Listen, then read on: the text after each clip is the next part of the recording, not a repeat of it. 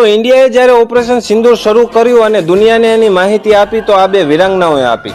તો શું આપણા કને કોઈ મરદ મુસાળા નહોતા? ઘણાય હતા, પણ ઇન્ડિયા દુનિયાને 3 મેસેજ આપવા માંગતો હતો અને એના માટે આ બે મહિલાઓનું સિલેક્શન કરવામાં આવ્યું, કારણ કે એમનામાં યોગ્યતા હતી, કાબલિયત હતી.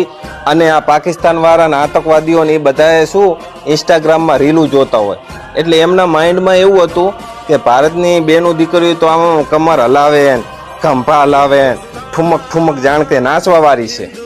પણ આજે ઇન્ડિયાએ આખી દુનિયાને એવો મેસેજ આપ્યો છે કે આ દેશની આર્ય નારી જરૂર પડે ને તો રણચંડી બની અને રણે પણ ચડી શકે છે અને દુશ્મનના છોતરા કાઢી નાખે. બીજો મેસેજ આપણે દુનિયાને એ આપ્યો, એ આપણાને હિન્દુ મુસ્લિમમાં નોખા પાડવા માંગતા હતા.